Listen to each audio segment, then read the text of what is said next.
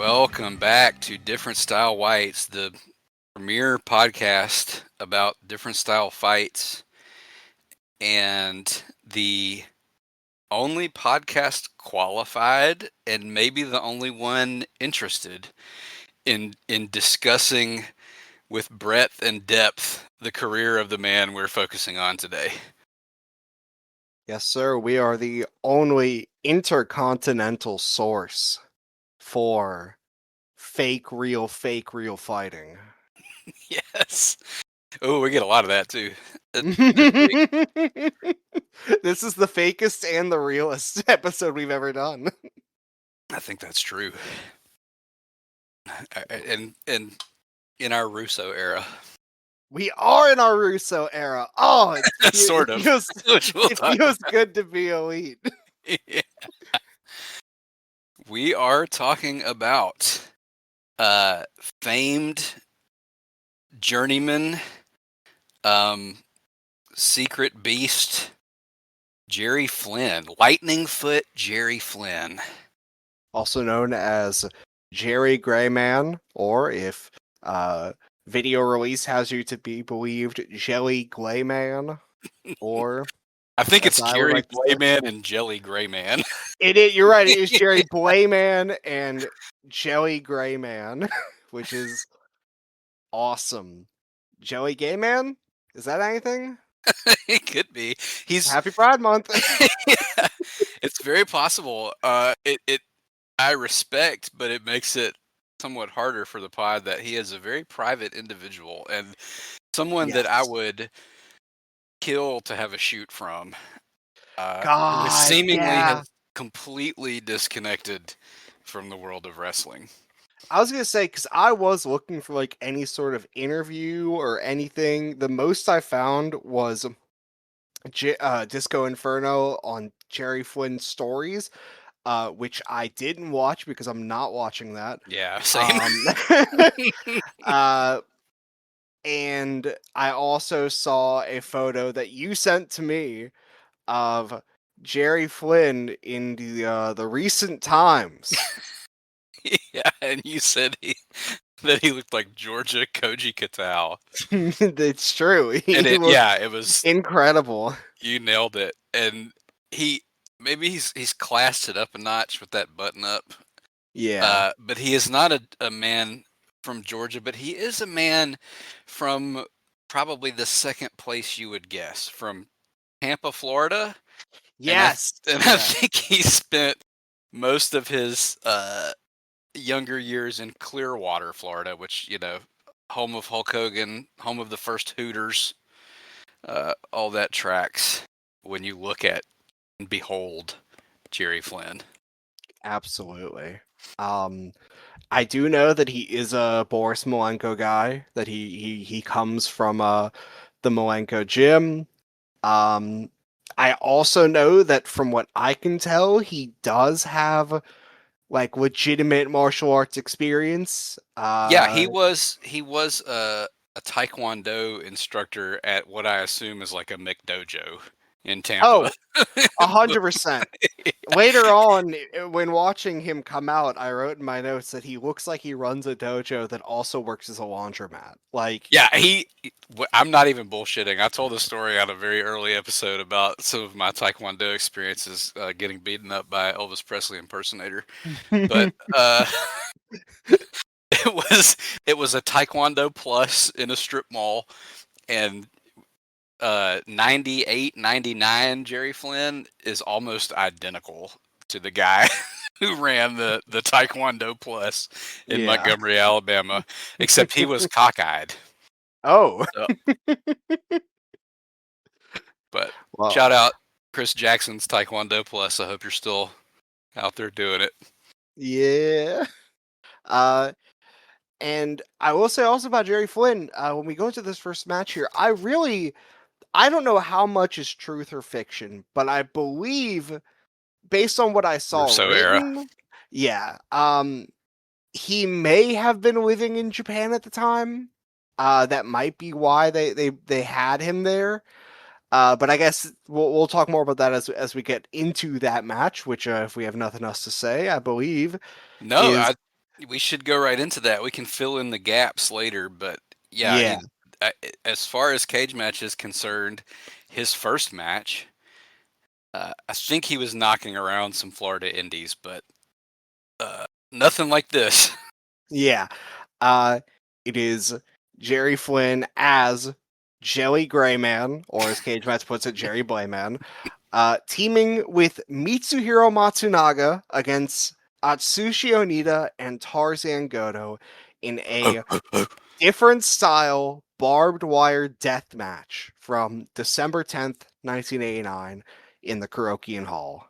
So, you mean to tell me, John, that there is a match from 1989 FMW with Onita and Goto facing insane karate men surrounded by barbed wire?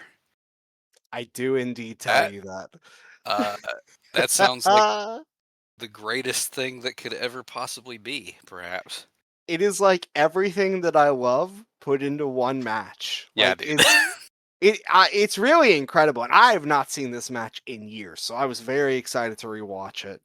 I also did a little bit of reading before, so the reason that I think Jelly Grayman might have been in Japan is that they do actually say that he was representing the Yoseikan Karate Dojo. Um, Now I did not look deeper than that. I didn't even look to see if that's an actual dojo. So maybe they are just lying and they have brought him in. But the other thing that makes me think that is that this match was not meant to happen.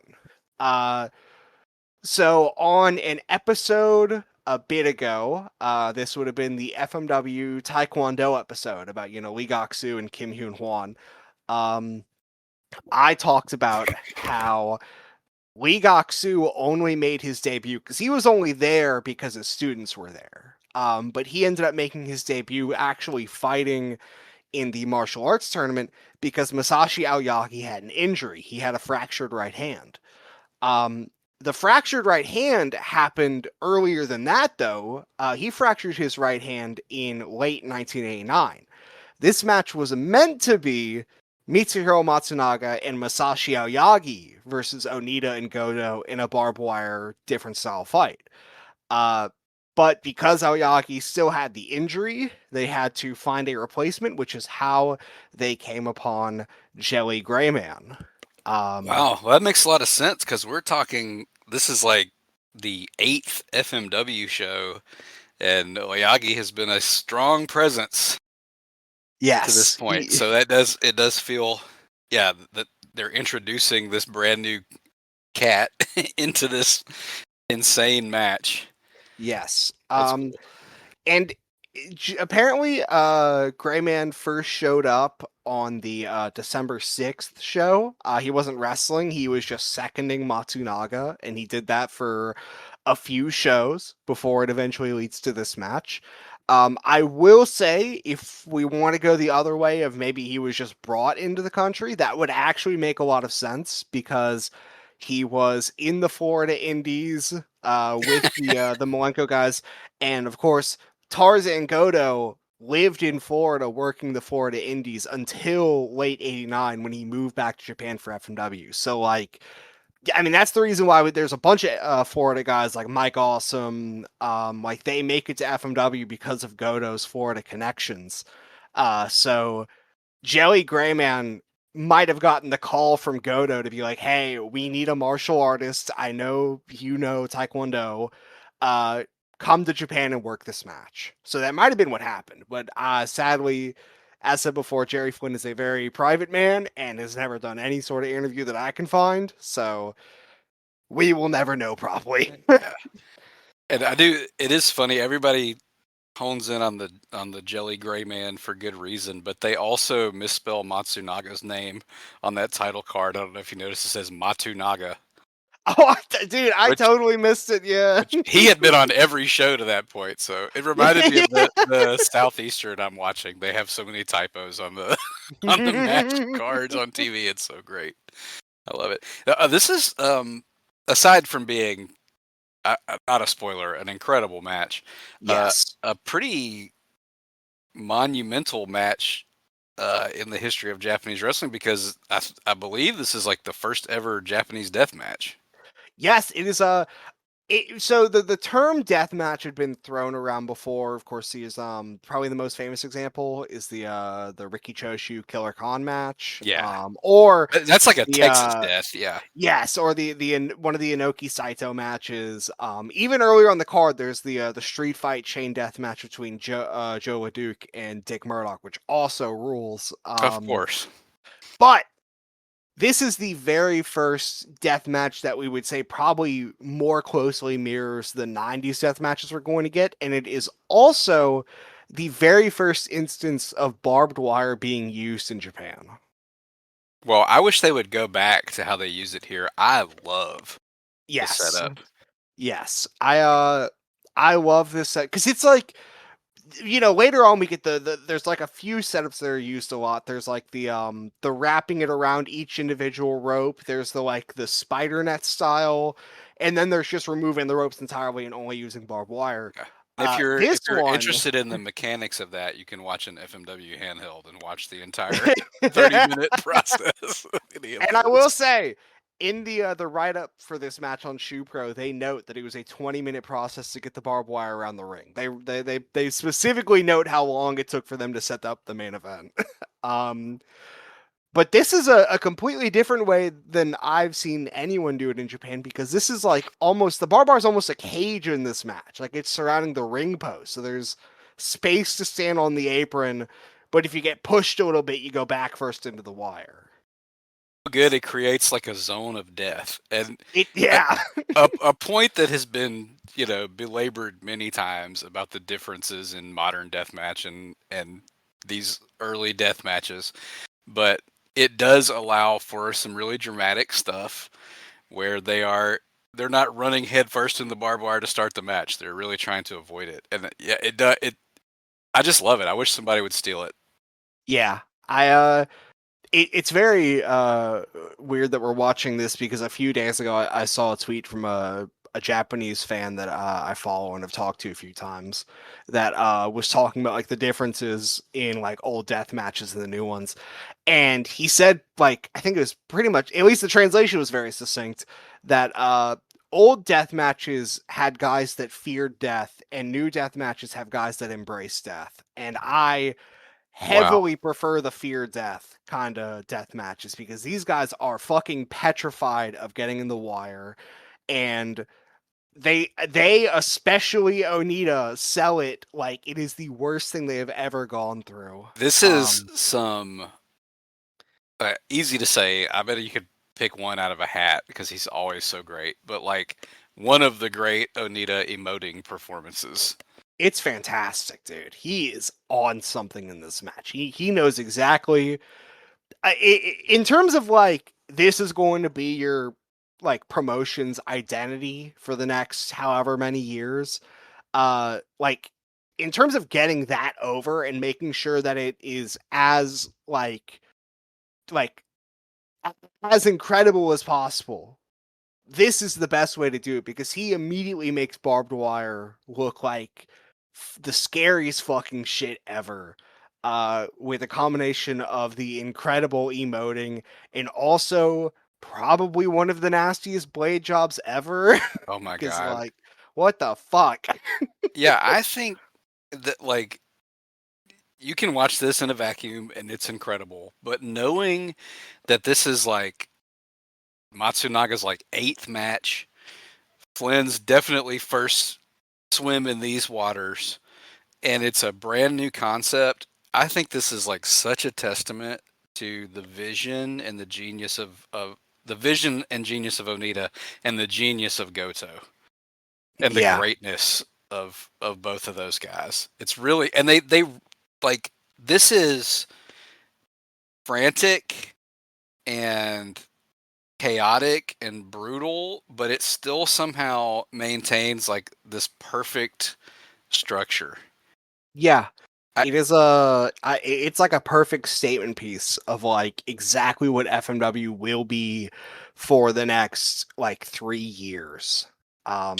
which, as I know we have talked about in the DMs, and I'm sure we Yes. have gushed about on the pod, Like, what is better than this version of? And I wish they had come back to this concept, this specific concept, more in 90 and 91.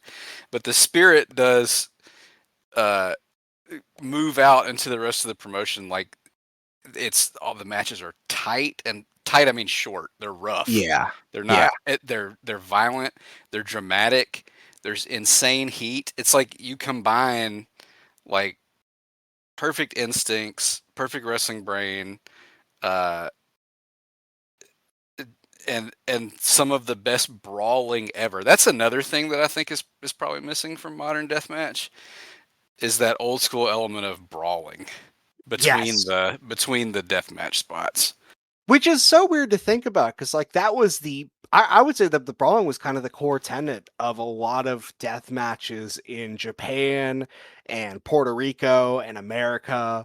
Like all of the guys that were doing like the barbed wire and the fire and the like the more like rule based death matches like the Texas death and stuff, um they were so brawl heavy, like because that was how you kept the match going, because it's all these big spots, but the in between is just constant like action and chaos. Like you keep that rolling, so then when you get to the bigger stuff it just happens. You've like set it up.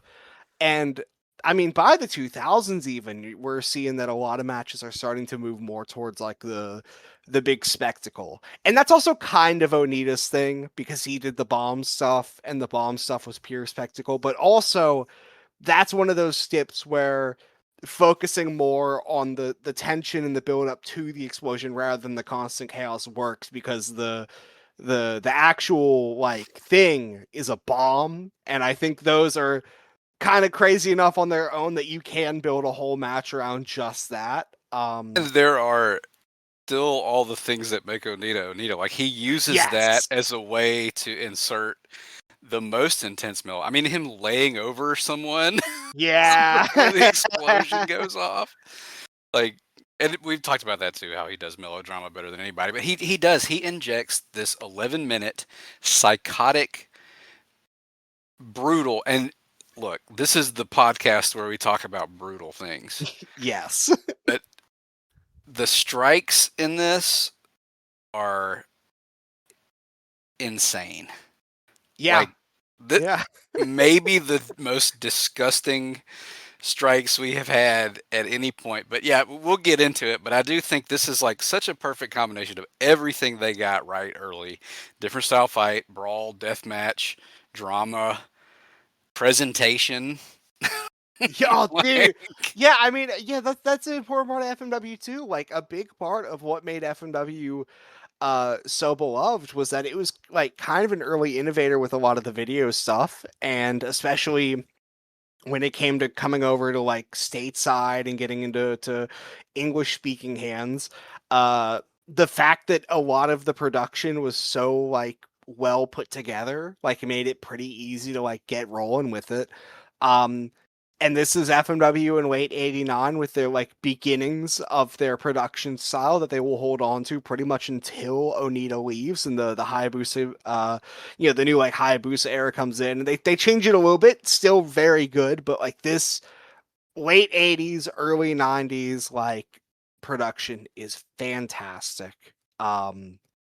I mean, it's yeah, but no, you're right. This is pretty much everything that will be FMW for the next 2 or 3 years, getting showcased in a single match. And I would go so far as to say, and I have said before that the Onita Aoyagi matches were like the best way to start the company. I do both still think that. Um, this is kind of really the start of FMW as an identity. yeah, Like it's an even more inflection so than point. those. Yeah. And But we do get that great production. We've talked about the setting up of the wire. We don't get the full 20 minutes, but we do get a really cool little video where you can see clearly that this is real barbed wire. yes. Early, I think like for the first year or so of FMW, I think Onita really wanted to use real wire. I could say almost certainly that the wire in the Onita Kurisu match at least is real, Yeah. and this wire is real.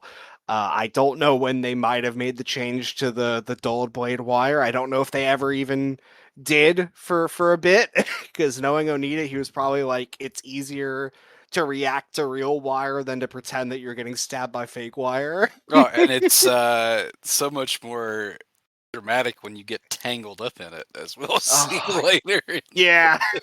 Yeah. And, another thing that FMW got right in this early version is that this is balls to the wall from the jump. We get that video package, and then it's just go. The bell and go. No, this is I have mentioned before on this pod and in many other places that I think a tag match that happens about 4 months after this one is the greatest match of all time. And I think this match, again, talking about how this is kind of a preview of what's to come, this match feels very much in line with that match in the way that this one proceeds. Because they are just immediately in kill zone. Like, the match starts with Matsunaga and Goto in the ring, and Goto immediately rushes forward, grabs him by the gi, and headbutts him. That's like the first second of the match. And then we are off to the races. So many of those headbutts where he's yanking them in by the gi. Dude, it might be the most violent headbutt I've ever seen. Like, because he is yanking them, and this is... we mentioned it with all the FMW stuff, but like in early FMW, they were totally of the mindset that we are just going to kill each other because we have to do anything we can to get this company off the ground, because we're starting it with like $500. We have no money. We're really only riding on connections and promises. Like, we have to do everything we can to put on the best shows ever to like turn this into something. We need a movie about this. We should make it. We should make it. We need let's different style whites listeners. We need your help and your wallets. Yeah, I'll post the GoFundMe. You get another thing that while we're gushing about FMW, the constant hum of the crowd being totally, and there's never a quiet moment. There are just like rises and falls, but you get that beautiful thing with that Goto headbutt at the beginning where you get that late 80s, early 90s FMW crowd sound. Yes, which you can really only call it the crowd sound. There's no other way to describe it. I don't even know how to type it out. Does it have a W at the beginning, or it's like ah? It really is just like an but like crescendoing ah. Yeah. But no, they are off to the races. Matsunaga gets it back in blood very quickly and shows that he is not to be fucked with. Because he is throwing some crazy combos, and he does this like jumping double stomp to Goto's back. And I will say, we have talked about we've talked about Matsunaga because we talked about him about 4 weeks ago. But we have not talked about beginning of career Matsunaga, I don't believe. We've mentioned him in passing. I think we mentioned him on like the second ever the second ever episode, because we mentioned that there was an Onita Matsunaga singles match like in between the the second and third Aoyagi matches. I think we probably also mentioned this match. But this Matsunaga is the he's just smaller Aoyagi. He fights in the exact same way. Throw more one kick when you can throw 8.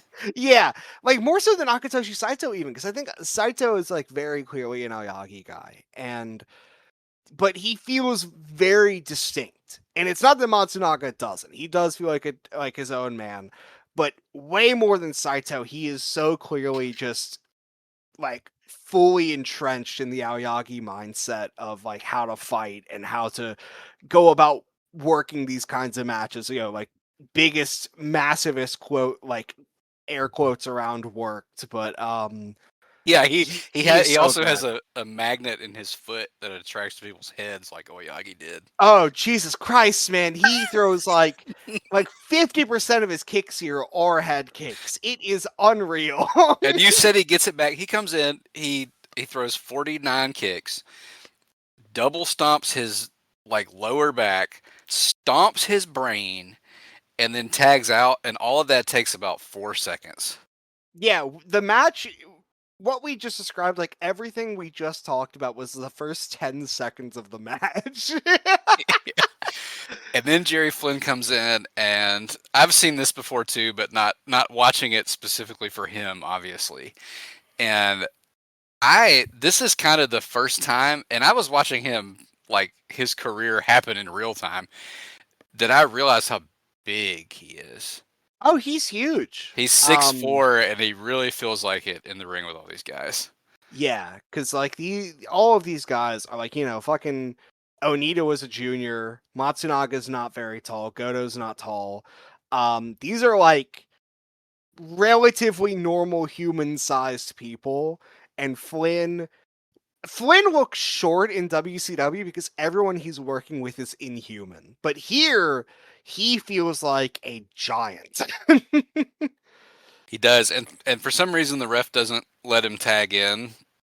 No. But they throw a kick flurry on Goto, and he does this awesome thing where he like hits a fucking evil backdrop like in the middle of getting kicked by 2 guys. Yeah. And oh boy. Headbutts his chest, that's pulling him in again. Atrocious stuff, even by Goto standards. And that will continue whenever he's in the ring. Yes. I think that's whenever Onita runs in and starts playing interference, and Flynn is now kind of the one in the ring fighting Goto, but he's close to the ropes, and Onita like climbs back through the ropes to get back on the apron, walks over, and beams Jerry Flynn in the forehead with a punch like 5 times. He is every punch he throws in this match is like a knuckle punch, like a territory knuckle punch. Yeah. He's like, Nobody's pulling anything. The wrestlers are not pulling anything either. You already know about the karate guys. No, because, and again, that leads directly into Goto once again doing the grab your gi and pull you into headbutt you shit, like to like Jerry Flynn's like sternum, and Jerry Flynn is like against the ropes going because he's getting headbutt to shit, and then Goto just gets him down and throws the gnarliest headbutt to the top of his head and stomps on him like 5 times. And if you only watched this match of Jerry Flynn, you might think he's like the greatest seller ever, but I legit think, especially when he's in there with Goto, that he is just getting his fucking shit rocked. Oh, dude, he's getting rocked so bad. This is a great match for all of these guys. If you want to if you like ever thought like, what's a good match I could watch for fucking Atsushi Onita, or what's a good match I could watch for Tarzan Goto, or for Matsunaga or Flynn, like this is a great one for all of them because they all have great individual performances. But, and I know I have my bias, I will say, I think Goto is far and away the craziest motherfucker in this match because he's got like a stick of dynamite up his ass. Every time he gets in the ring, he is flying across the ring to deliver unholy violence upon guys and geese. I don't even want to call what he does elbows, because that doesn't encompass like the crazy strikes that he is. I have in my notes here, later in the match, Goto comes in and does a murder. Yeah, I think I have like basically that exact thing written down. I'm assuming you mean when he had fucking, I think it was Flynn against the ropes and he's throwing elbows that look like punches for like. Yeah. Yeah, dude, it's ridiculous. It's ridiculous. They also do some cool stuff with the barbed wire at the beginning. Yes. There's a great moment when Flynn like kicks Onita out of the ring. I don't think Onita's gotten fully into the wire yet because he just kind of gets him around.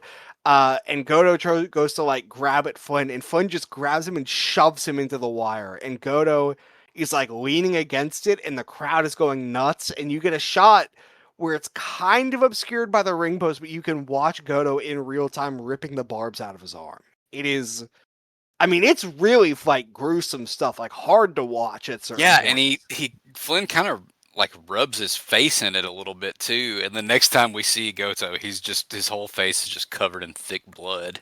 Yeah. Uh, I did want to say too, Matsunaga is fantastic here and like great as like a pure karate violence guy. I think his striking is better than Flynn's generally, but Flynn is way more aware of the match they're in and like of the active development of the match. Like Matsunaga almost is like a karate Street Fighter character where he just comes in, hits his shit, and then tags out to Flynn. But Flynn is coming in and like trying to shove guys into the wire. Later on, when Onita gets the arm like cuts, he like goes over and starts punching his shoulder. Like it is a great sense for like what you should be doing in a match. And this is one of his, at the very least, this is his first match of this kind ever, and it's probably one of his first matches ever, if not the first. Yeah, and probably his only match of this kind ever, as far as I know. I mean, Matsunaga is. I was just saying, I did see he worked Puerto Rico for a very short amount Yes, of time. yeah, I saw it too, but those tapes don't exist. But he's working with Carlito, so probably not. He is. And Conan. Yeah. Matsunaga is sick in the karate street. There's a really cool moment, like you can tell immediately this won't end in a submission, because if anybody gets anything locked in, their partner runs in the ring. But like Onita, probably outside of Inoki by this point, 8 shows in, the most experienced different style fighter ever, goes for the like half crab really early, and Matsunaga just comes in and smokes him right in the fucking face. Dude, like like instantly. A sidekick.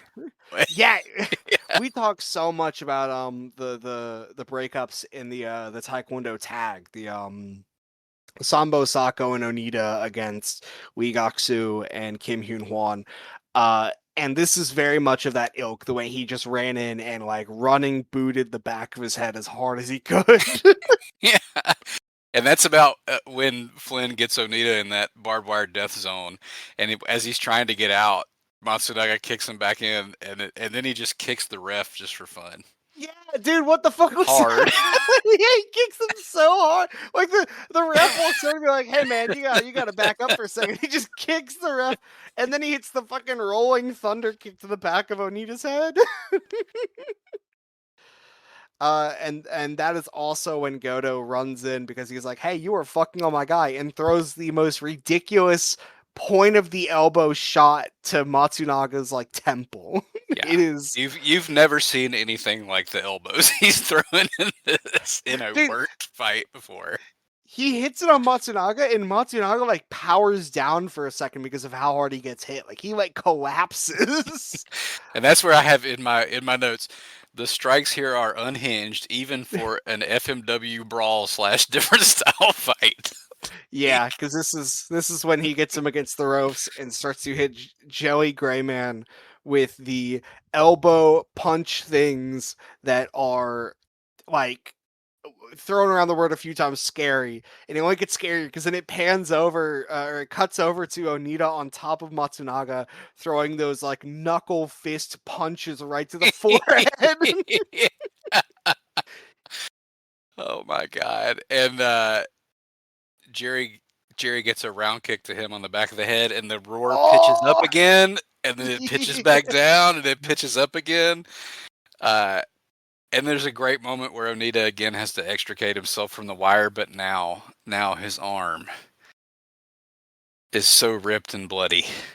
Yeah, I do also want to mention there's a cut over to the crowd as he is trying to pull himself out of the wire, and the crowd just has flags with like Onita on it, and they're just flying the flags around. And some people look so concerned, and some people are laughing their asses off, and I'm like, this had to be one of the greatest crowds to be in. God, one of these Kurikan crowds in '89. I was gonna say this is the crowd they have for like all of Onita's like tenure in FMW before he like leaves to get his high school diploma. Like this is just the way people were with him. And he even after that, when he's like, if you like watch like the 99 Onita Pro stuff, it's like a return to that crowd whenever Onita's in the ring. Like he just had this presence that made people like lose their shit.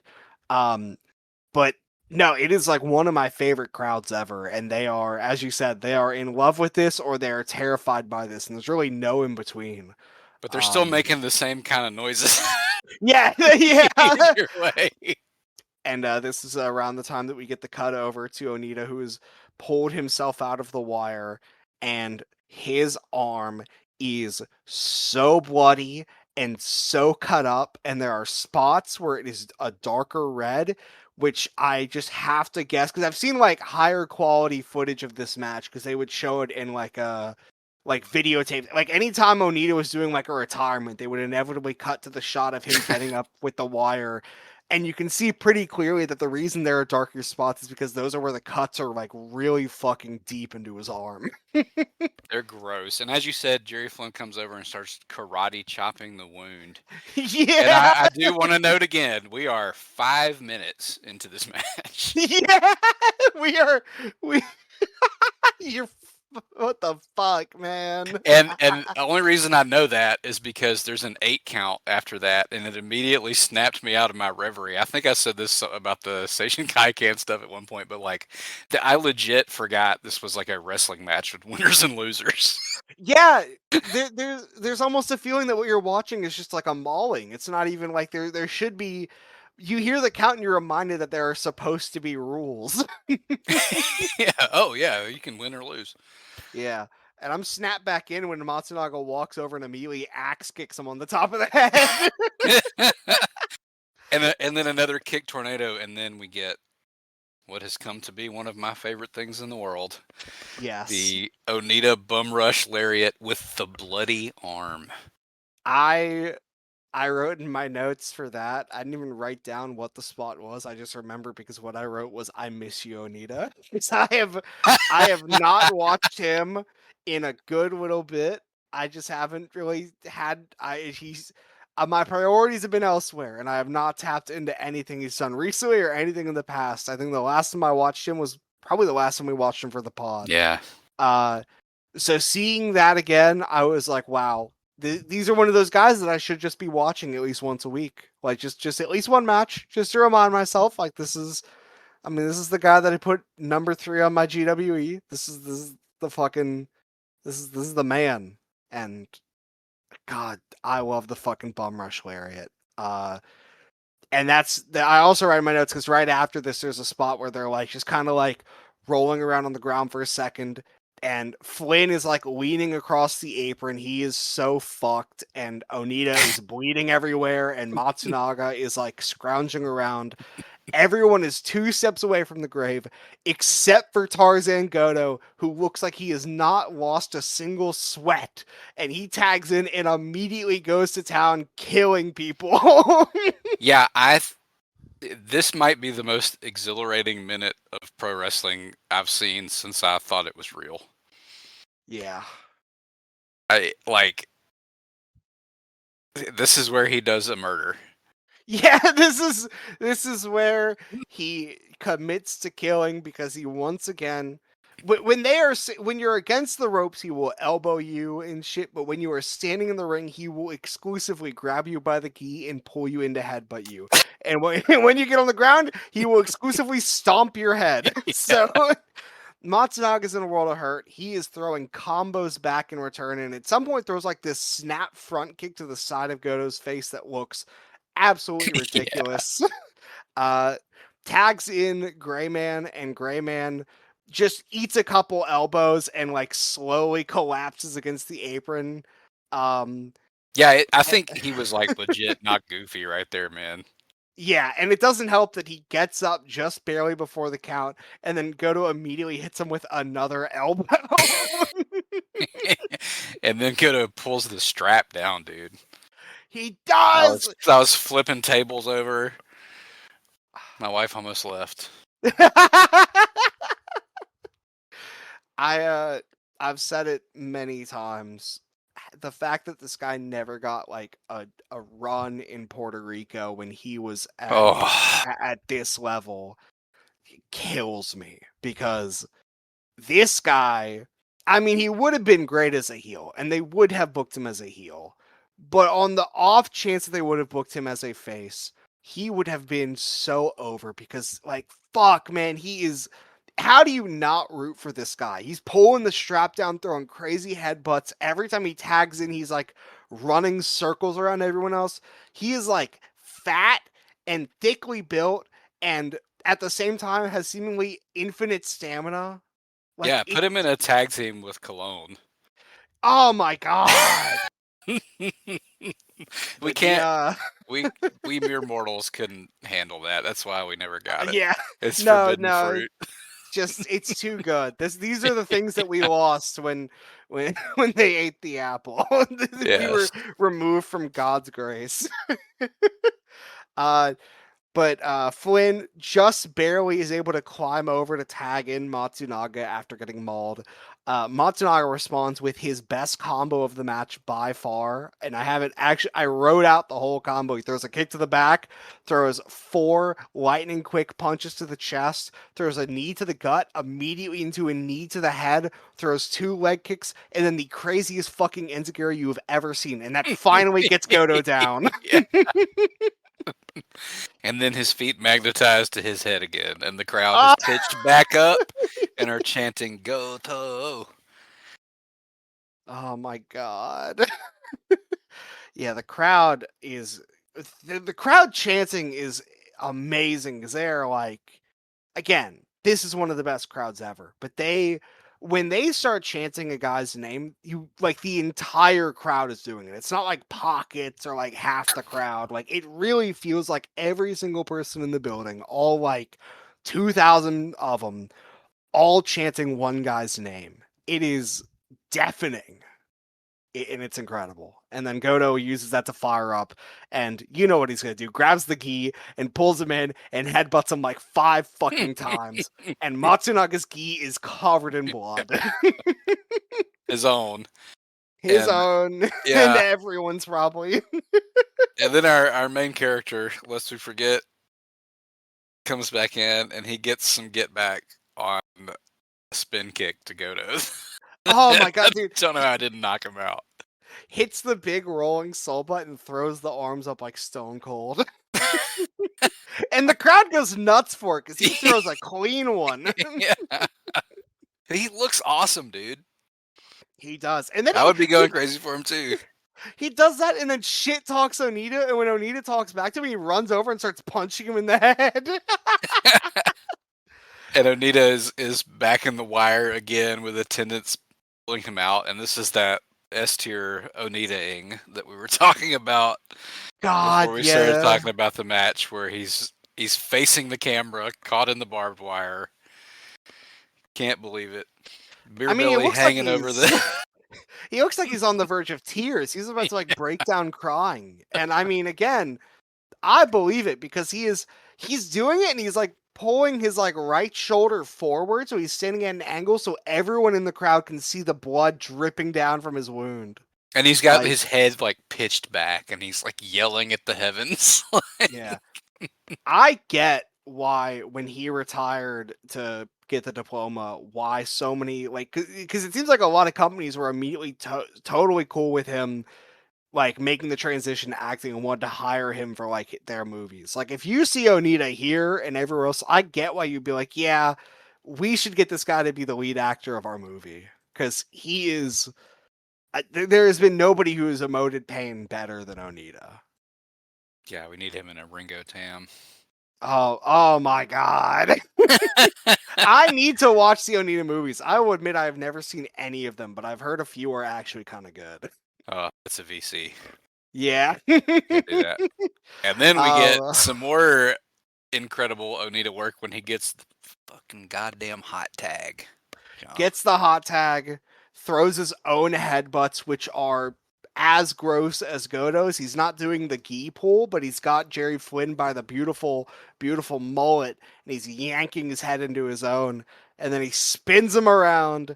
And God is my witness, this is a biblical different style fight. Backdrop right onto Jerry Flynn's head.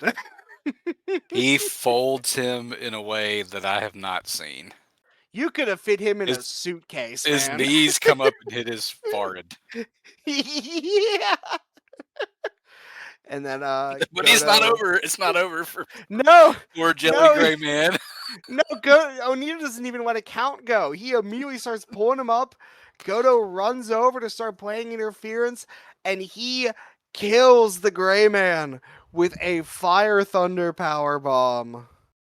And that's it. Jelly Grayman does not get up the 10. Onita is like, there's this amazing shot where Onita is down 2 and he is like trying to pull himself up. And that's one of the few shots where you get a really good look at the arm. You can see like the divots in his arm where he got cut up, or where he cut himself up. Yeah. I keep thinking that like it's a barbed wire thing, but I watch him blade in the footage, but he just all these like cuts and shit, and he's pulling himself up the ropes, and he's leaning across the ropes, looking at all the fans, like begging for their like give me your energy shit.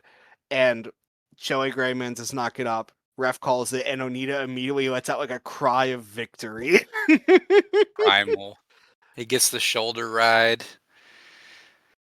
He gets a post-match tearful interview. It's the blueprint, and it's the high they were chasing, and it's crazy that Flynn didn't do any more of these, because like this is one of the all-time great death matches and matches, but this is just incredible shit. If you've not seen this, if you should have paused it when we started talking about it and realized you needed to go watch it. But you should have just known this is something you have to see. But if you haven't yet, go check it out.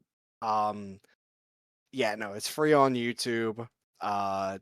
It is really incredible, and I agree. I do not get how this is the only Jelly Grayman match. Like, honestly, no. I was gonna say maybe he just wasn't that interested in working in Japan, but that's just not true. No. Because he works Japan a lot.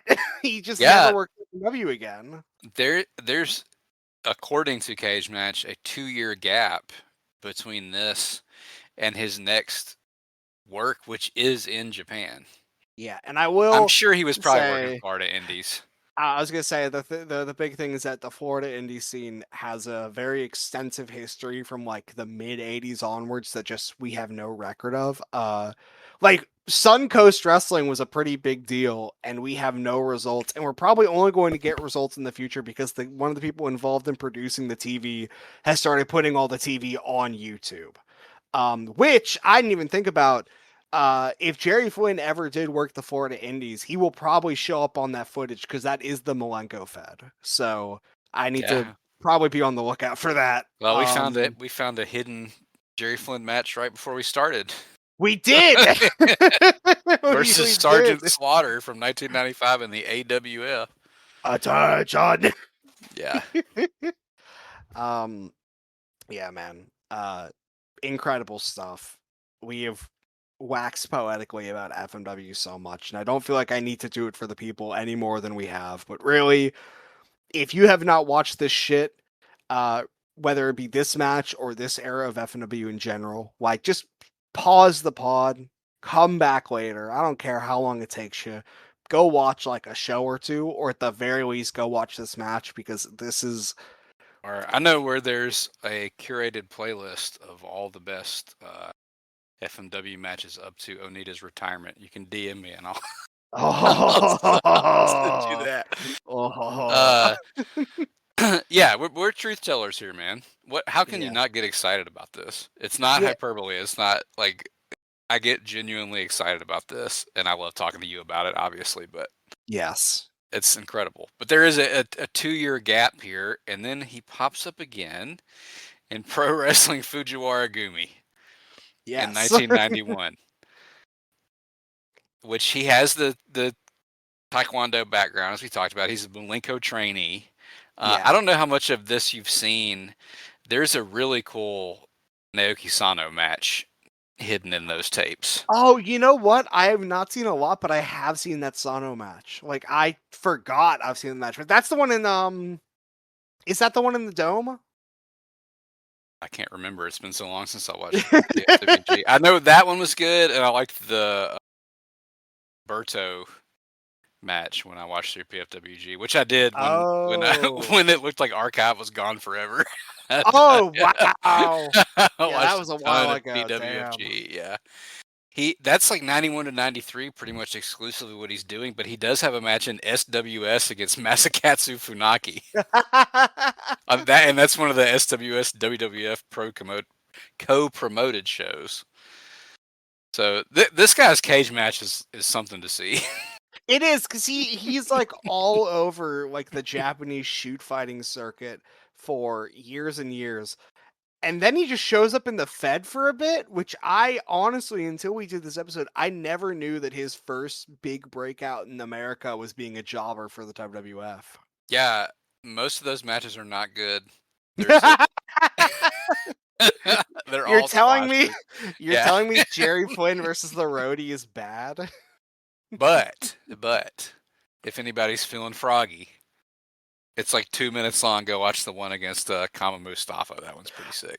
I was gonna say, if there's any match on this list that's gonna be good, it's him versus the Supreme Fighting Machine, Kama Mustafa. It's good, and there's some funny like Undertaker bullshit in the middle of it too. But Great. I love Mark Calloway. yeah. When are we getting the Mark Calloway episode of Different Style Whites? Well, he is the best pure striker.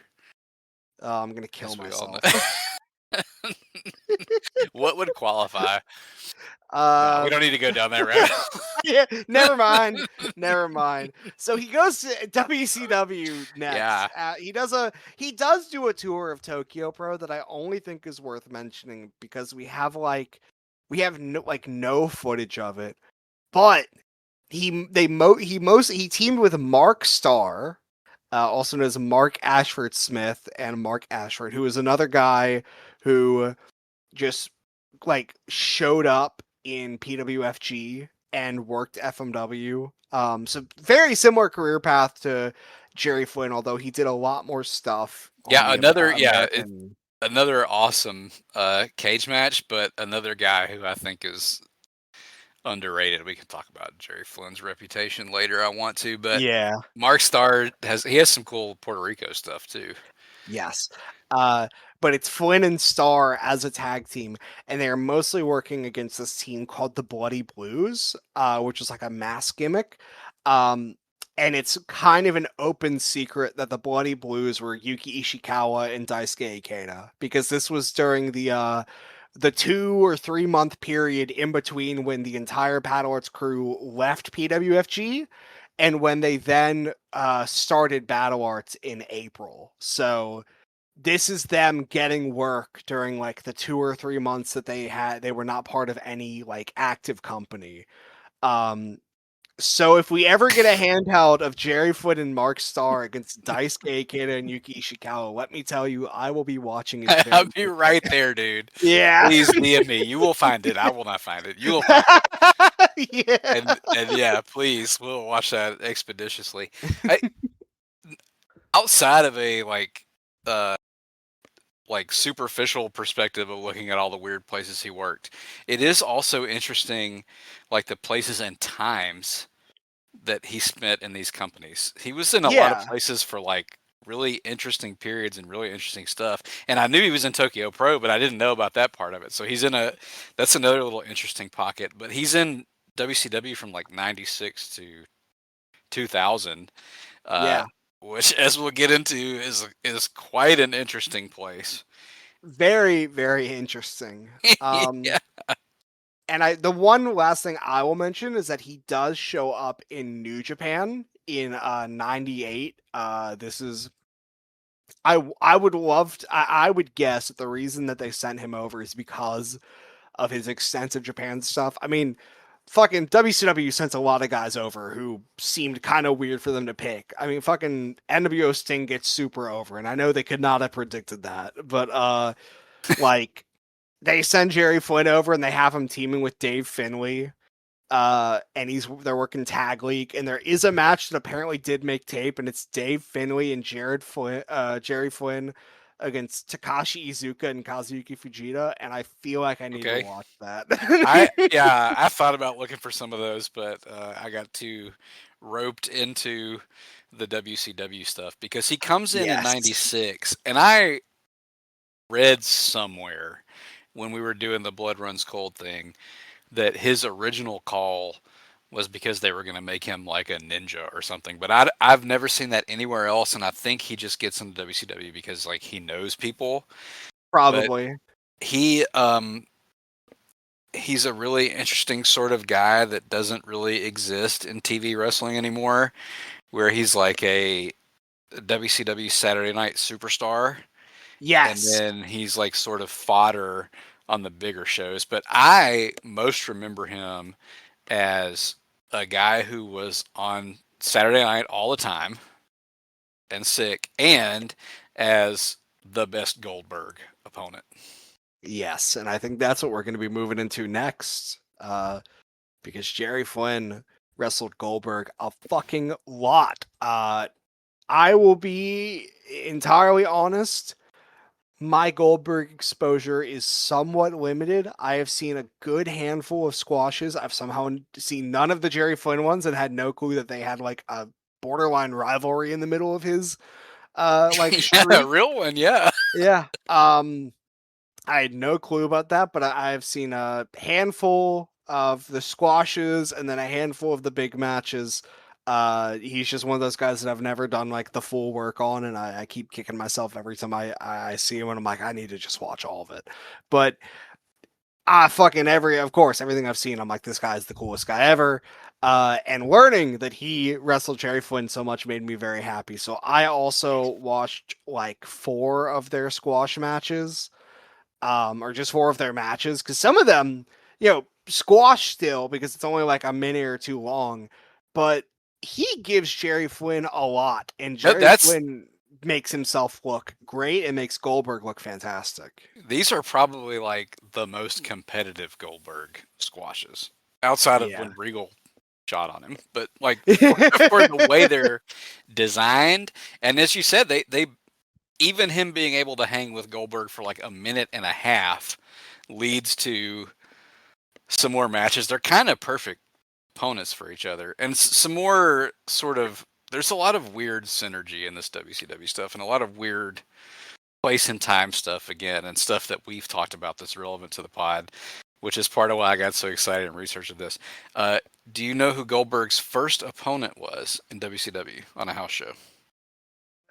Well, I know that the one they talk about is Hugh Morris, but I'm imagining that's not who it is. Well, he, as this person tells it, it's his first match. It has been verified in other places that his first defeat, because he has one like house show defeat against Chad Fortune on Cage Match before the streak, but he wrestled before he debuted on television and lost to Ernest the Cat Miller. Oh, wow. I did not know that. Wow. Because they're sort of coming in around the same time. This is in that sort of delay period for the Blood Runs Cold stuff when they've introduced it and then they've backed off of it because of the NWO. So they had him wrestle the Cat and lose. Wow. And another little piece of synergy, coincidence, whatever. The next week on Nitro is a Jerry Flynn versus Ernest Miller match, which I also watched. So after he gets rocked by Goldberg, he also gets rocked by the Cat. Awesome. One thing that I had forgotten was how great Jerry Flynn's theme is in WCW. Oh, dude, it's so awesome. The fucking guitar. It's sick, and they didn't change it. We may have to make that the intro. Yeah. And this is early enough in the Goldberg run where this is Bill Goldberg. It is. That kind of threw me off. I was like, oh wow, because I guess I just never realized that by the time he was on TV, they started with Bill Goldberg. I thought that because I knew that he did work under the name, but I thought that was like maybe like dark matches before the TV. I never thought they called him. I thought Bill Goldberg was just the thing Brett called him. I didn't know that was what he was billed as. No, he was Bill Goldberg for a good little while, and Yeah, as I said, I remember Jerry Flynn mostly as a Saturday night fixture and as an all-time Goldberg opponent, and I remembered correctly because this is Yes. a minute and a half of pure heat. And I would say outside of the rule set, a pure different style fight. Oh, dude, 100%. This has worked so differently. Like, it starts with fucking, like, a kick combo into rings grappling.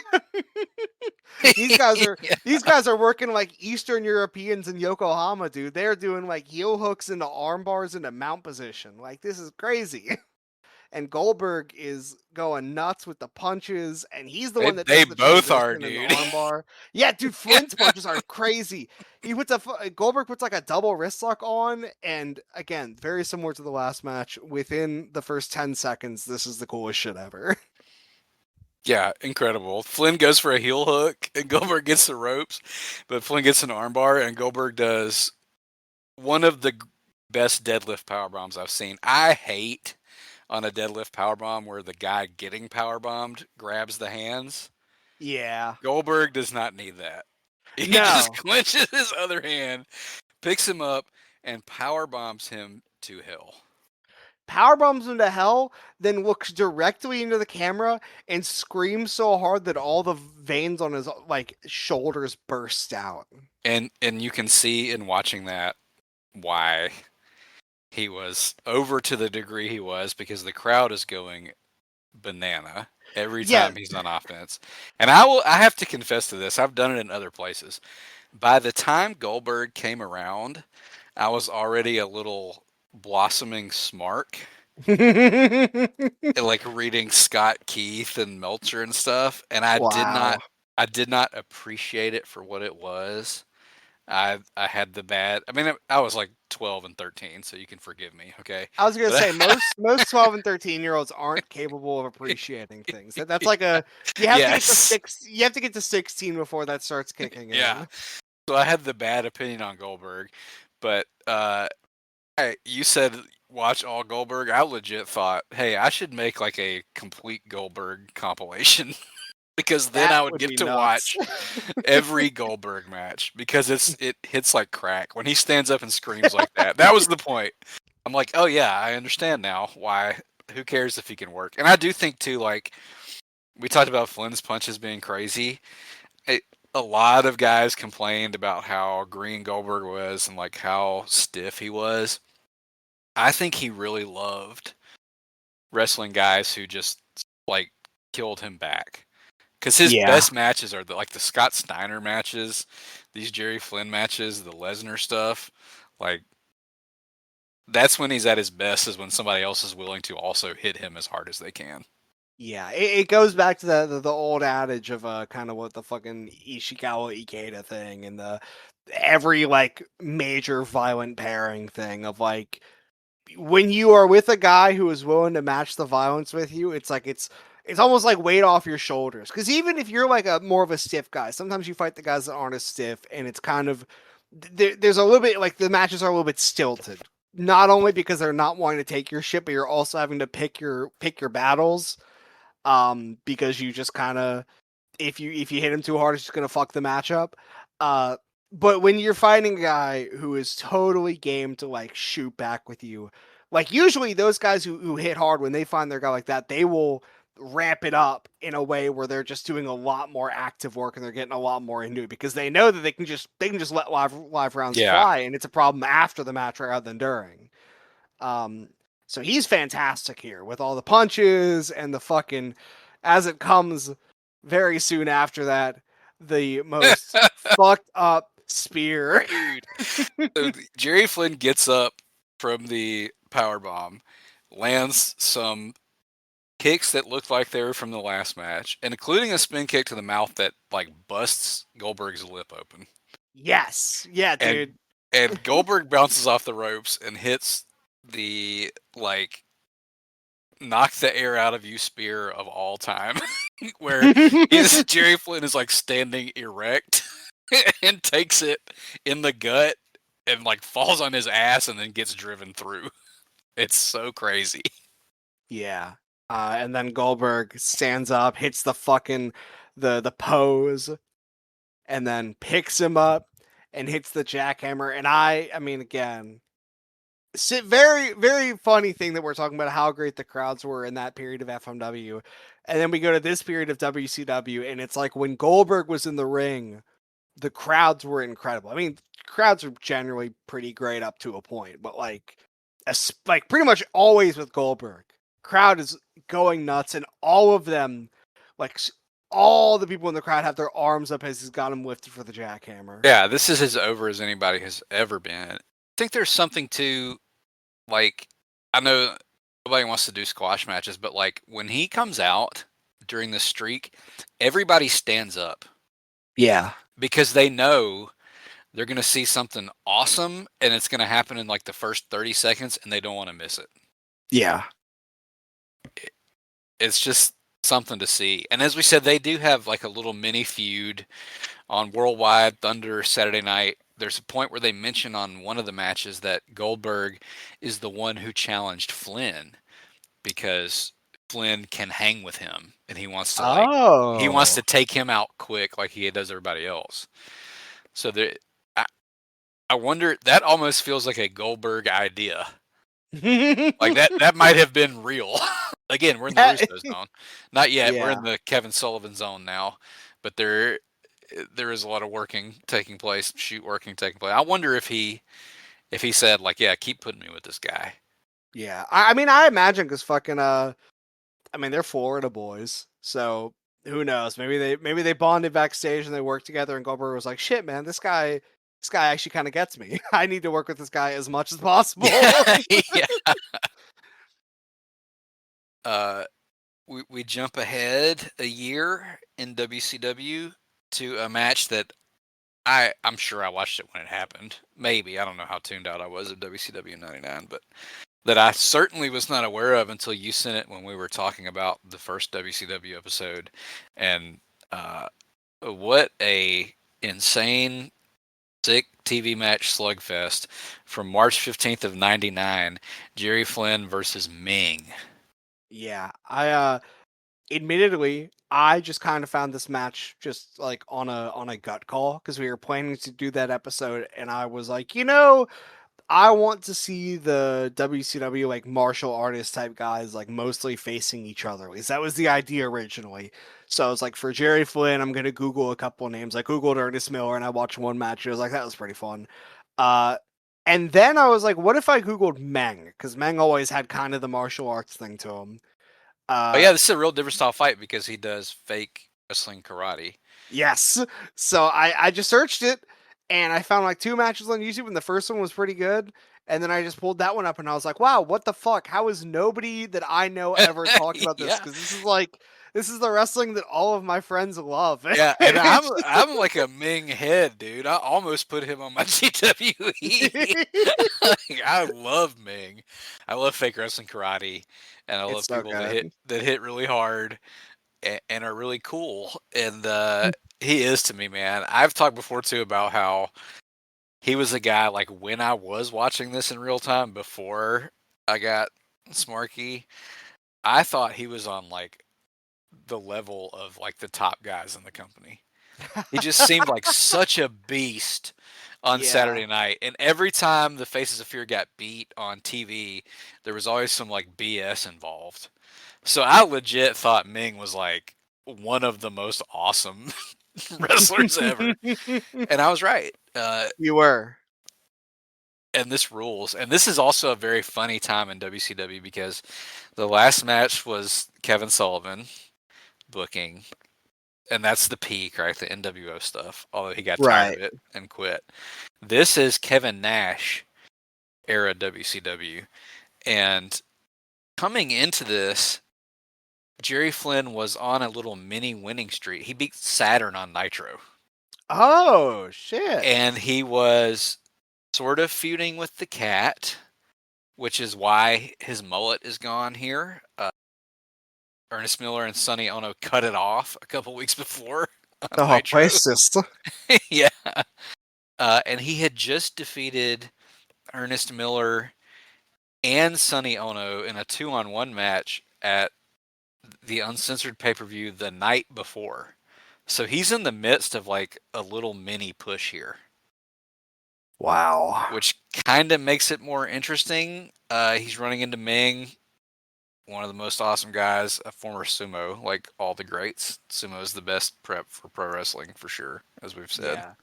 Um, I will say I love the Meng sumo story. If anyone has never heard about it, like Meng, and I think Barbarian too might have been there. At least there was someone else who's like within that sphere who was also at the fucking like sumo thing they had going for the Tongans. Um it's just so fascinating because it like completely falls apart. The whole like scheme they had going for it like completely falls apart. But that does mean that Meng is an accomplished sumo fighter. yeah, they just couldn't. He was too real for He sumo. was. They said He he gotta was too go. real. And speaking of awesome themes, he has one. Oh, Uh, dude, it's so good. but It's he's it sounds like it's really racist, but it's awesome. well, yeah. Yeah, I don't know how to describe it. It's I just mean, come incredibly. on. It's just so unique. Nobody has anything like that, especially in this period of WCW where it's all Yeah, guitar. yeah. But Speaking of guitar, here comes Jerry Flynn. here comes Jerry Flynn with this great theme. Meng, I don't know if this was the plan. I don't want to give Kevin Nash too much credit. They talk, and this is a WCW thing that they did in the last match, in this match, and they'll do in the next match.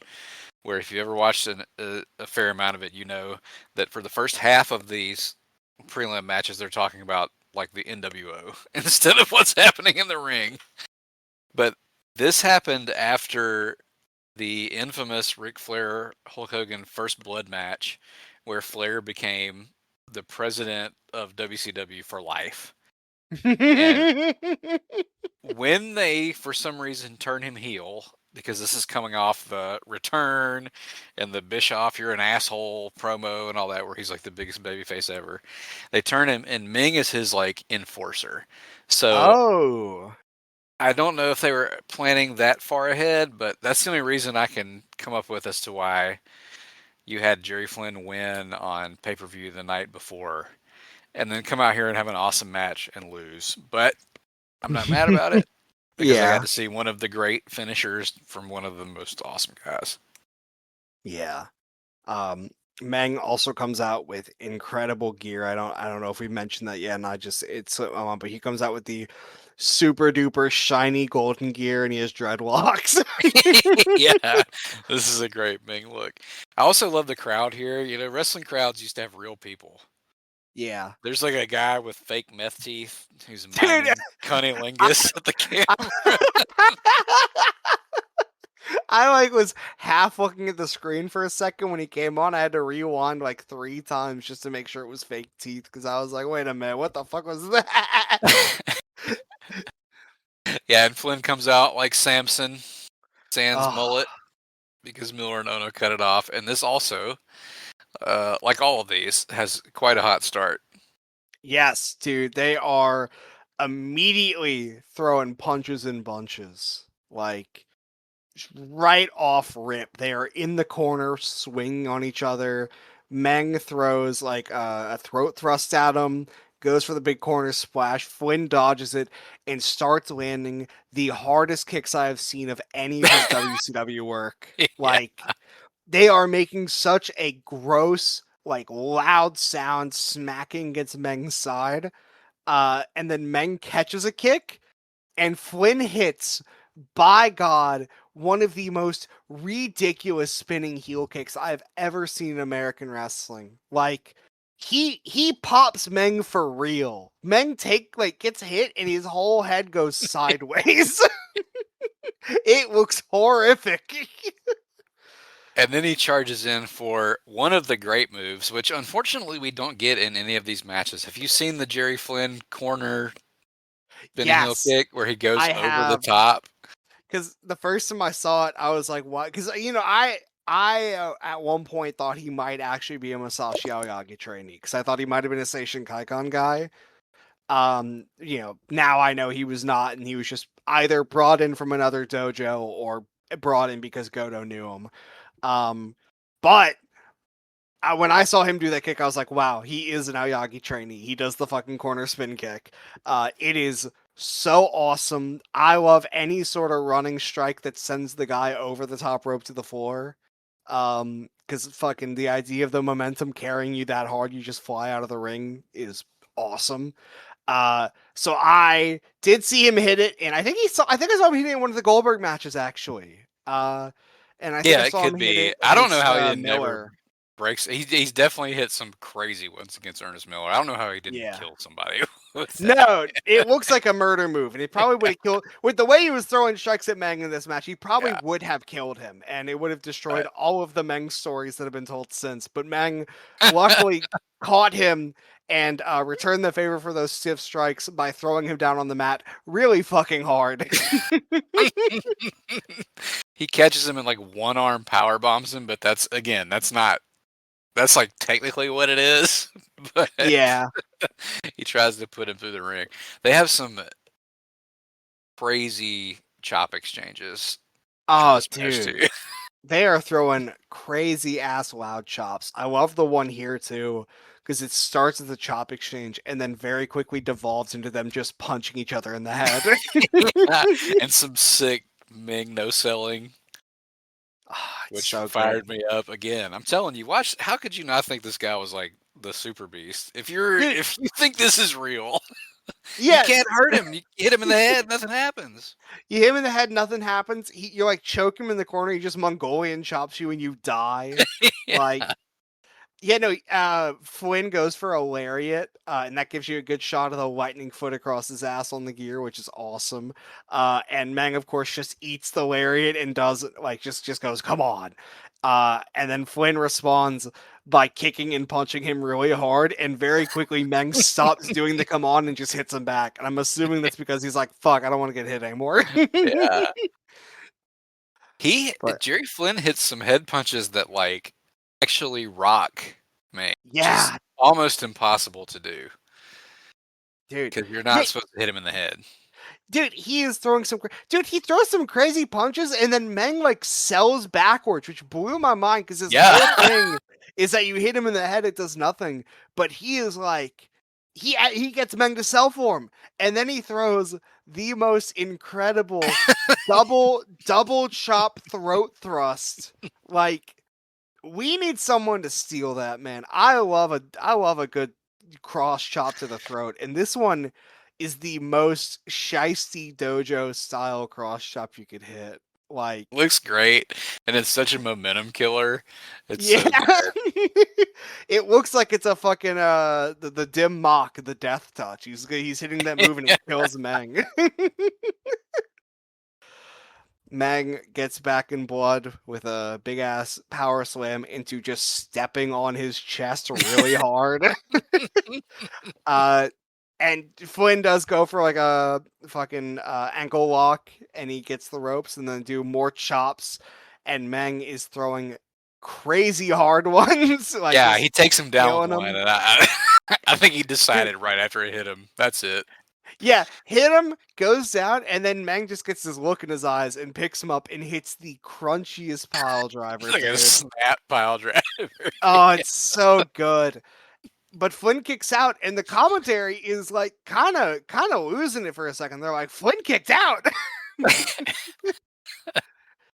I guess they wanted him to still look good in defeat because they were pushing him for 2 weeks until They Kevin Nash were. realized that he was accidentally doing that. And then Ming hits a shoulder breaker and Oh, lands some absolute taters on the ground. dude. Yeah, fucking Flynn kicks out, and Meng just leans over and starts punching him in the head. Uh, Flynn does get the armbar in after by dragging him over. And Meng, fights back a bit, but that then leads into Flynn. Flynn like eats an elbow that's really stiff, and like it snaps him back to the reality, and he responds by throwing crazy ass punches, and then another full on McDojo move with the open Oh, hand palm to the forehead, and the crowd is like starting to slightly go away. Like, I'm loving it, but clearly they're kind of passing out from it. But then Jerry Flynn hits the most incredible Luthez press, like Jumbo Saruta-esque Luthez press. It It's is perfect. incredible. And just goes to town, punching him in the face, and goes for the armbar. Like, I love this guy. I mean, we're talking about him right now. Clearly, we like him, but I love Jerry Flynn. Yeah, he's like people remember him as like a funny guy with a mullet. It's almost like El Dandy-esque. Yes. It's like, nah, this guy was raw as hell. Which, great note, someone should see if they wrestled. They probably did on I was gonna say, Worldwide or something. yeah. Oh, 8-man battle royal. Okay, damn it. But yeah, Jerry Flynn goes for what I assume would be an ultimate kill move by going for a spinning heel kick off the rope, but Meng dodges it, throws the like Abdullah the Butcher style wacky hands all around the air, and then puts in the Tongan death grip. And I've said it already. Like, this is the stuff that I fell in love with. I was watching every Ming match on Saturday night in Pro and Worldwide. When he goes for that, man, it just activates something in my brain. And again, like, I thought the Tongan death grip, it makes logical sense. This move will kill you if he gets it. He's choking you out by like your Adam's apple. Yeah. And pinning you. It's not like a submission because you're out immediately. Yeah, and he gets the choke and the pin on a Mr. Jerry Flynn. And then goes into the camera and talks about how fucking awesome the Tongan death grip is. And I'm like, yes. Then we get the Casual GTX Drive Hard replay, and I'm like, yes. Yeah, me too, man. Yeah, this is an awesome TV match. Yeah. Like, we only talk about awesome stuff on here. We've talked about that before. We're shit. Like, you should watch all these. Always, this is not just like a silly little throwaway. Like, this is sick as hell. Yes, no, it is absolutely worth going out of your way to see. This is fucking 4 minutes long. Like, come on. I mean, really, the thing is that you can sit down and watch all of the matches we're talking about in the span of 20 minutes, which is crazy because we're talking about 4 matches today. Yeah, we ain't done yet. We got one more, but like, yeah, we added that Goldberg match just as a little treat. Yeah, I think partially because the next match we're talking about is incredibly short, but like, really, you can watch all of this in less than 20 minutes, and you should spend 20 minutes watching this shit because it is really good. And we're ending it with another awesome match, and the kind of match that really could only exist in 2000 WCW. And it doesn't have a cage match rating, but if it did, it would be like 2.02. So that's it'd probably be like a 0. They'd probably fucking it'd be like this is an insult to God and Luthez. This is from January 16th of 2000. Jerry Flynn versus Tank Abbott in a shoot fight rules match. Oh, Right. this is high up the card too. I took a look at the card just to see. This is also a 3.64 on cage match, just to give you a hint to what the people thought. Yeah, that's a much maligned pay-per-view. But this is like the 5th to last match. This is above the Booker T versus Stevie Ray match. This is above like multiple title matches. This is around the time because I think this is like really early into the Tank Abbott run. I think because because he just got done with the UFC stuff. He's just come out of that and going into wrestling now. And I mean, I was not there for this. I was not even alive, to be honest with you. But as someone who is my bad. But as someone who has like watched a lot of stuff about like early UFC, early MMA stuff, it definitely I definitely get the feeling that Tank Abbott was kind of UFC's first big guy, like the first Chuck Liddell, Tito Ortiz. Yeah, he was a huge deal, man, back when UFC was good and cool. Yeah. And I get it because he does look like just the most dangerous truck driver you've ever seen. Like, Yeah, and the he type is of guy like all those terrifying. guys who would get washed in 8 seconds against like a real MMA fighter 25, 6 years in the future. But he was a big star. I was gonna say that was kind of the thing with Tank Abbott too, was that he would beat the fuck out of guys that were like McDojo, like early type, and then he get put against a guy like Don Fry or Dan Severn or Oleg Taktarov and would like eat shit. Yeah. But even then, he'd eat shit, but he'd always eat shit after like a long fight because he had a fucking heavy chin and was like a bar brawler. You really could not kill him. You just had to wear him down and eventually put him in like a rear naked choke or something.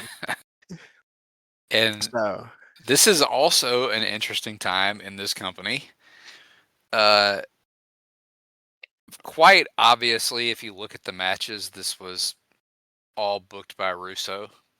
you're telling me. But they did have to change a bunch of stuff right before the pay-per-view. And one of the things that changed right before the pay-per-view was that Vince Russo quit like Oh. 3 days before the pay-per-view because of the way he wanted to book like the hardcore battle royal on this show. And WCW told him that he was going to have to start booking on a committee. And so he quit instead. So Vince Russo books all the build up to this, which again is very evident if you watch the video packages that are frankly inscrutable. But Kevin Sullivan actually booked this pay-per-view because Vince Russo Wow. quit, which pissed off untold people in the company who were very unhappy to see him back. And they had to make a lot of changes. You read the rating. This is a hated Yes. pay-per-view. But I will say it is really incredible looking at this pay-per-view and seeing like, I mean, all of these matches look wrong. I don't know how else to describe it. Like, I feel like I'm a general late WCW defender because all the stuff I've seen is either like bullshit that's fun and I think is probably more fun for a guy 20 years in the future. yeah, it's like, funnier now. It's like yeah, what I'm talking about with TNA. yeah, I It's imagine if you're fun watching it now. at the time, it's probably incredibly frustrating. But I enjoy more, and I do think a lot of this stuff actually is like the wrestling itself is better than people were saying. But Yeah. this show, like I don't want to say the word indefensible, but there's really not much to be liked here. It's bad. It's also famous for Chris Benoit winning the world title, and then he left for the WWF the next day. You know what I know this show the most for, actually? Because I know about the Chris Benoit thing, but I didn't realize this was the show. The thing I know this show the most for is that earlier on the card, Oklahoma beats Medusa for the WCW Cruiserweight title. And they poured jelly all over him. It also has a very funny, like, Kidman has to wrestle multiple people. And the first match is against Dean Malenko, and they have a rule, like a stipulation, that if you touch the floor, it's over. And Dean Malenko like forgets and like rolls to the floor. So the match is over in like a minute and 20 seconds. Oh, dude! Oh my god, dude! Kevin Sullivan with the book. What if we made Dean Malenko a fucking idiot? Dumbest man alive. I'm here for it.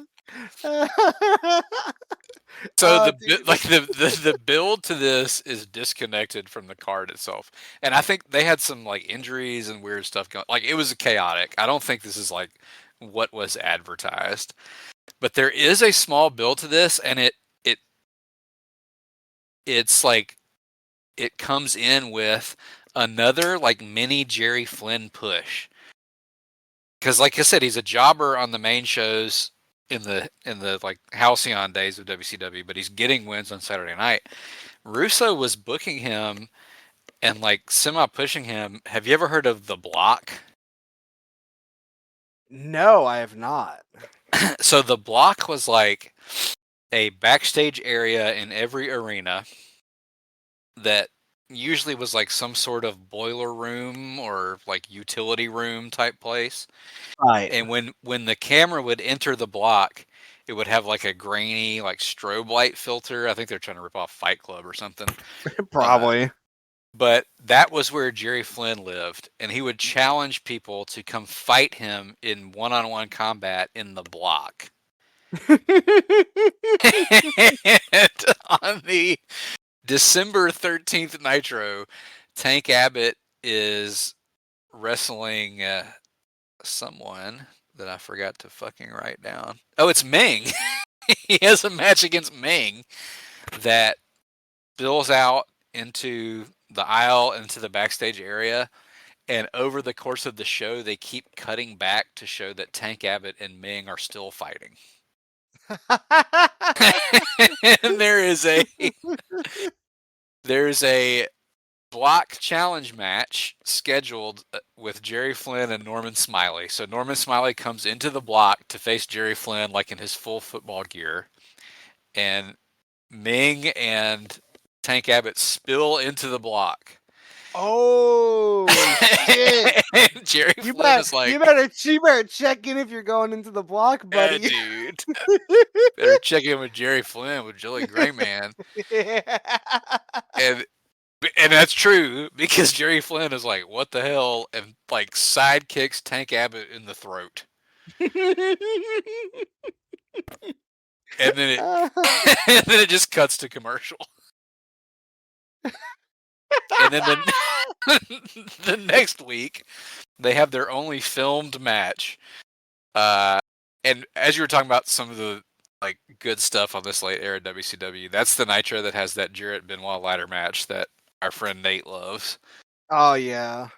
It also has the Hart Goldberg match where Hart was already concussed, and Goldberg just like throws him around like a sack of shit. Oh my god, yeah. So they have a match scheduled because Tank Abbott dared enter the holy land that is the block, and they brawl for a second. It's actually pretty fucking sick. But it's like 20 seconds, and then multiple refs come in, and they both take turns like beating up the refs. And then like multiple security guards come in, they both take turns like beating up the security guards. And this is worth watching just for this. I'll have to send the GIF. While they're restraining Jerry Flynn, Tank Abbott like fakes like he's calm and then jumps across the ring and like straight KOs Jerry Flynn, who's being restrained. Yes, that was insane, man. That was so nuts. Yeah. There is a video package before this, but they just show them brawling a lot.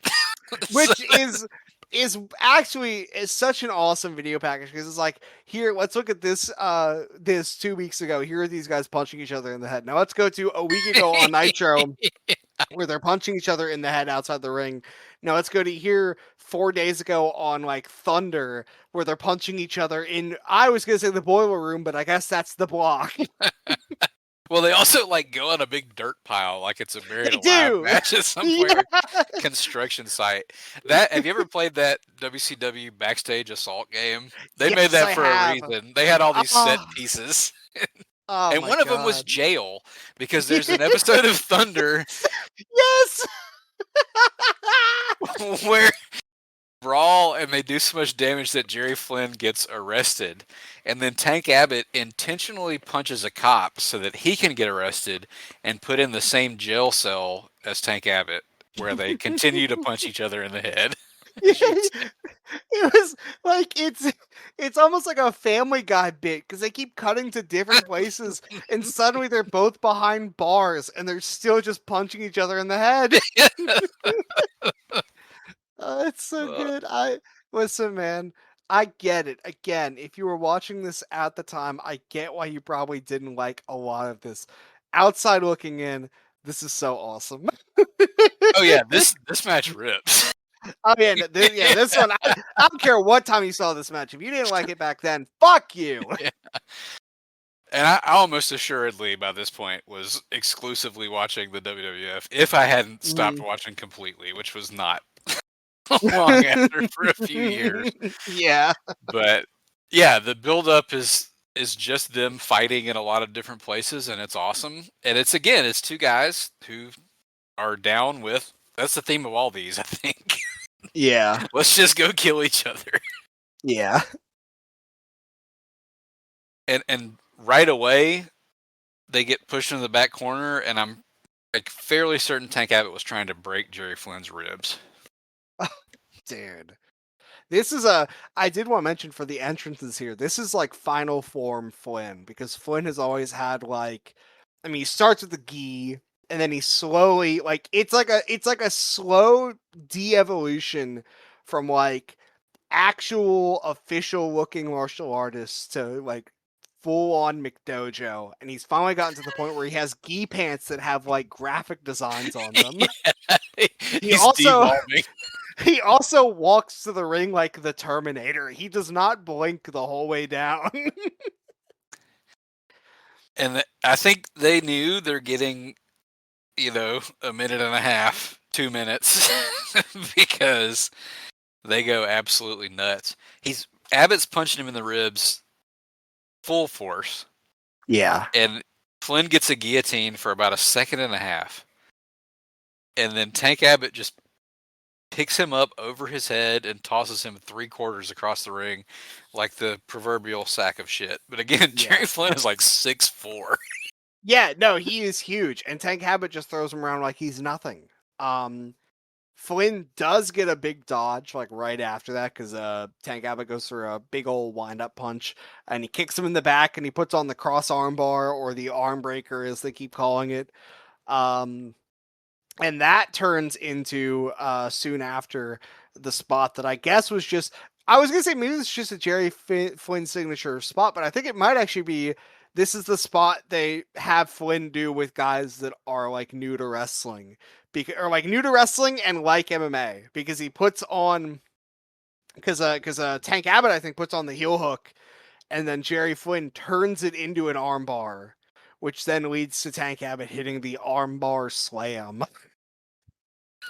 Just pretty awesome. Yeah. And then Jerry Flynn stands up, but not for long. Because Tank Abbott hits a punch that they say is a glancing blow, and I think he didn't get him with the full force of what he was attempting, which is probably like by the grace of God. Yeah. It still looked pretty gnarly to me, man. Yeah, I mean, the things I know Tank Abbott for are being a beast in early UFC. That time he fought the guy who he fought 20 years before, like in a backyard in like 2013 or something. And the time he pulled a knife on someone at WCW. Like those are the three things I really know. Oh, fourth thing for hanging out with 3 Count, because I fucked heavy with 3 Count when I was a teenager. Yeah. I don't know why. I think it was because I liked the Hurricane growing up, and I was like, what'd he do in WCW? And I was like, this shit rules. But that's the fourth thing I know. Yeah, 3 Count rules. But so I would totally believe if someone told me Tank Abbott was trying to tag Jerry Flynn for real for some reason, I'd be like, I don't even need a reasoning for why. Like, I believe it. No, there are pockets that will argue that that Tank Abbott decided to make this a shoot, and that he knocked out Jerry Flynn for real, which I don't buy, because you're not going to be armbar power bombing someone. No, I don't. I'm not going to say that, but I will say he's punches. not pulling them. Yeah, no. But because he doesn't spin his head around 180 degrees like the Exorcist, he follows it up with a punch to the back of the ear. Which Flynn goes fully down on, and then a little kiss punch to the back of the head before the ref waves it off. Yeah. And great call by Mike Tenay where he says, remember guys, there's a 10 count before, and then he gets cut off because immediately the referee calls the bell. And then Tony Schiavone, there's like silence for a second or two, and then Tony Schiavone goes, well, you don't need 10 seconds to know it's done. That's honestly a great save by Schiavone. Yeah. Can you imagine the chaos before this? I bet they didn't. I bet they had the run sheet 3 versions old by the time this went to air. Yeah, dude, I didn't even think about that. They were probably booking it as the show was going on. Yeah. Oh, Yeah. but yeah, I'm more inclined to believe that Dean Malenko rolling out was a shoot than this was a shoot. But it's still awesome. And it, you know how you do a thing where you Google something and like against your will you get Google AI. Yeah. Google AI will tell you that they had a match at Slamboree, which is not true. That's just the guy who posted this match on Reddit accidentally said it was at Slamboree instead Sick. of sold out. So the only two Awesome. televised matches they have are that Nitro Brawl that's like 70 seconds long, which you should watch. It's it's an Yes. awesome 70 No, seconds. it's really sick. They like just beat the fuck out of each other for like a minute, and then they hit the ref, and then the entire post match also needs to be seen because it's just them like double dragon style killing security guards. Yeah, that's perfect. It is Double Dragon. They take a break from hitting each other to knock off the heads of the indie workers that were wearing yellow shirts. Yeah. And then they have a couple of house show matches after this, and that's pretty much it. And then Jerry Flynn, the only thing he has left is that postscript in Puerto Rico that we mentioned that is kind of wild, and I wish I could see. Yeah, I mean, I don't know how great the matches are because again, as you said, it's mostly working with like rookie Carlito. But it is a Colon in Puerto Rico, so I imagine he was over like Rover. And they do have a cage match where Jerry Flynn wins the WWC Universal Heavyweight title, which, nice for him to I have to imagine that is the only title he ever won, so it's nice that he got to win that like right before his career ended. That's pretty nice. Yeah, and then he disappears from the public eye, and all we have is a photo of him looking like he's at a Baptist wedding.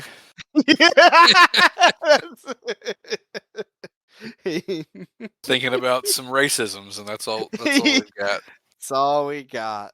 But no, I really do love that we got to do this. I said it before the pod started, and I kind of alluded to it right near the end of the last pod. But I was definitely looking for something that mattered a little less. I guess maybe not the best way to say it, but something where I feel like there's not as much consequence to everything going on. And this is exactly it. These are just some quick matches that fucking rule, but they certainly have less gravity behind them than the heavy metal kickboxer stuff or the Z1 martial arts stuff. And that's good. It's good that these matches are like just like sick and that's it. I think that more matches need to just be good. They don't have to have consequence, like major consequence behind them to rule. And even then, we got to dip in with the FMW thing, which had incredible consequence for like not only one company's history, but kind of the entire history of wrestling. Because like that sets the table for the entire FMW style going forward. And that style is basically the reason why hardcore wrestling exists as a popular style in the entire world. So you actually cannot remove Jerry Flynn from the context of from the history of FMW. He is a vital player in the formation of hardcore wrestling, which is crazy to say. Dude, he's like and he's in all this crazy WCW weird eras too. He's like if Zelig knew Taekwondo. Yeah, dude, he's like he's a vital part of the Goldberg shit too. Like this is This is an incredibly consequential wrestler for the history of the sport, but also all of his shit is fun. I have had a grand old time putting on random Jerry Flynn WCW matches. I think that you would benefit a lot from doing that as well, you the listener. And I think that you should watch everything we talked about here because it rules. And yeah, it's so easy to watch. I probably watched all these. I'm not even lying, John. I probably watched these like all 4 times. And that wasn't because like I felt like I needed to. Yeah, no, I agree. I at the very least, I think I watched the FMW match like twice, and then I watched all the WCW matches at least 3 times. Like they were so much fun. And our pal Bollywood Benjamin made a handy dandy playlist of Jerry Flynn on Saturday night on YouTube that you can go find. Thank you, Ben. Yes. We did once again, John was like, "I'm never bringing WCW to the pod again because Avi won't shut up." Yeah. we, we have gone long, but we have some quick questions that we can hit on really, really briefly. Yes. Partially because I think we've already answered these, but that's okay. Yeah. Yeah, I think they're both from on Twitter, Nathan. I don't know if they go by a different name. I've only interacted with them on Twitter. But they asked two questions. One was what martial art that you haven't seen represented in a different style fight would you be most interested in seeing? I do remember answering this question a while ago. Like this is like fucking first 5 episodes Yeah, very probably. early. I think I said Lethway at that point. I'm gonna try to Yeah. think of a different one. I know I said capoeira, but we'll get to that probably. Yes. I would like to see monkey style kung fu Yes. Oh my god. because we saw drunken style already with Oken show. I would also. I didn't say this in the last one, but I have since become aware of Turkish oil wrestling, Uh, uh, where you're allowed to like reach down the pants. yeah. You can't grab the dick and balls or the buttle, but I don't know how you would police that. I mean, I'd be grabbing the dick and balls every time. Yeah. Or I'd be doing the lucha cell every time a guy reached down my pants. I'd pretend like he grabbed my dick and balls. But I did. I also this may be apocryphal, uh, but I have also heard that you can win a Turkish oil wrestling match by exposing your opponent's penis. Oh. So that might be a fun, different stuff. Yeah. Uh, I mean, the first thing I think of from looking around a little bit, Mongolian wrestling, where they got the fucking like the arm sleeve things on. Yeah. Uh, it would be awesome to see one of those guys in because the Mongolian wrestling shit is awesome. And oh god, yeah, I don't even know what else. I think you know what? I think I mentioned it because a while ago someone asked if we would want to see like a fucking oh my god, how am I forgetting his name? Uh Fake martial art Steven Seagal. Yeah, it Someone was Bruce Lee or Seagal. And I think yes, we both said Seagal. yes, because the idea of an Aikido different style fight deeply entertained us. I'm gonna say that again actually. I think that it's kind of mind blowing that there has not been an Aikido different style fight. You can argue that some of the great Sasuke matches of the last 10 years are Aikido different style fights.